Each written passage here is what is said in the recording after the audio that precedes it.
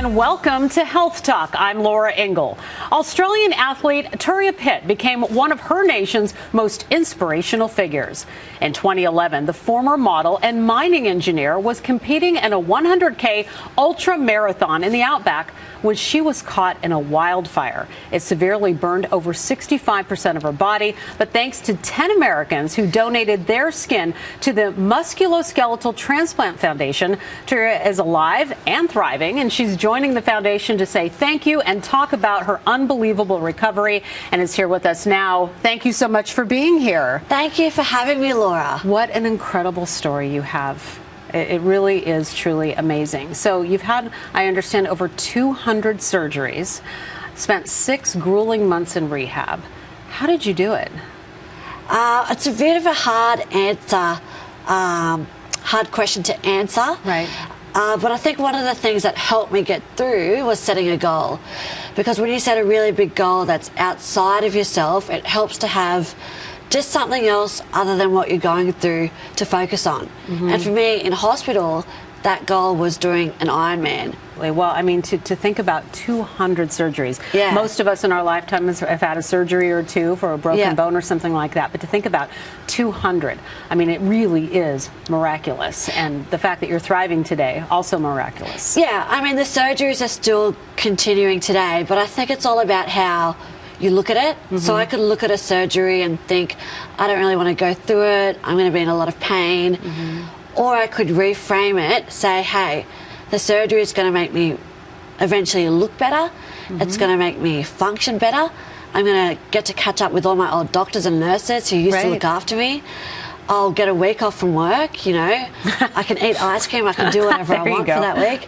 So that's just how I like to position it, and that makes me feel a lot better about going into them. Right, and that's having that mental fortitude and being strong about it, getting you through. All right, so despite these setbacks, you completed the Ironman World Championship in just 14 hours. So what does that race entail? That sounds really hard. So an Ironman is basically the biggest type of triathlon that you can do. It's a 2.4 mile swim, 112 mile bike ride, and then a marathon. So a 26 mile run at the end. So people can understand the physical limitations that you have if you still have any. But let's talk about some of the injuries you sustained. Burns over 65% of your body and more. So I think one of the hardest things about doing an Ironman for me was when my fingers got amputated. So when you think about swimming, your hand is your paddle, yeah? So I've got a smaller surface area on my hand, so I'm not quite as efficient as what I used to be. On the bike, obviously you hold the handles with your hands. Yep, so I brake with just my thumb. Do you have special equipment then? Yep, so it's been adapted, but it's really interesting. I'm actually better now at running than I was before my accident. Is that right? Yeah. Were there other people that were caught up in that wildfire? And how did that happen? Did the race officials not know?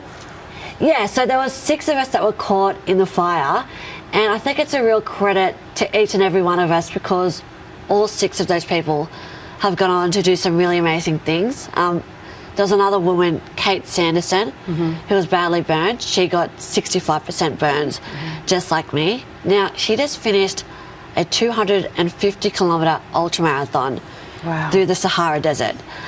There's Michael Hull, who got burned to 25% of his body. He just finished a 12-day race across the Arctic Circle. Wow. So I think we've all done really well for ourselves, and I guess in comparison to their achievements, my Ironman looks a little bit small. Oh, come on now. Yeah. Well, you know, you talk about the things that you're able to mentally focus on and say, okay, this is what I want to do, but where do you find the inspiration to do it in the first place? Yeah, well, I think when I woke up in hospital, I was told the backstory of how I survived. So when you're burnt, the first thing that they'll do is remove the burnt or damaged skin. And then they need to cover you with something. Real skin, it's the best stuff to use because it's got infection-fighting properties. But when I got my injuries, there was no skin in Australia. So my surgeons searched the world, and thankfully for me, they found some in America. That was shipped over, and I'm not being dramatic, but that was the skin that saved my life. So when I woke up and I found out that story, I found out that I was only here today because of the grace and the generosity of of those American people, I resolved to live my life to the best of my abilities, because I never wanted those donors, wherever they are, to think that I was in any way ungrateful for their generous gift. Well, now that you are on this path and on this track, what's your regimen like today? Like, how do you prepare for these races? So when I get up, the first thing I do is work. So like a big project that I'm working on, maybe I might write a speech or prepare for some media interviews, and then I'll have breakfast, and then I'll go do my training sessions. So for Ironman, maybe I was training around 3 hours a day, and then on the weekends it would be like a 7-hour bike ride, and then a really long run. I'm sorry, did you say 7-hour bike ride? Yeah, oh, it was so boring. It took me a second to register that. It was so boring. Yeah, and I think that was the hardest part about training, just the monotony of it all, you know, the showing up to those days which at their essence were pretty boring. Right. Well, but I'm off now. I'm in my off season. I'm not doing any training at the moment. Okay. All right. Yeah. And so MTF, a very important foundation to you. Exactly. So that's the organisation which shipped the skin to Australia, and so I'm over here with them. I've been doing talks with their staff. I've met some of the people who were directly involved in sending the skin over to me.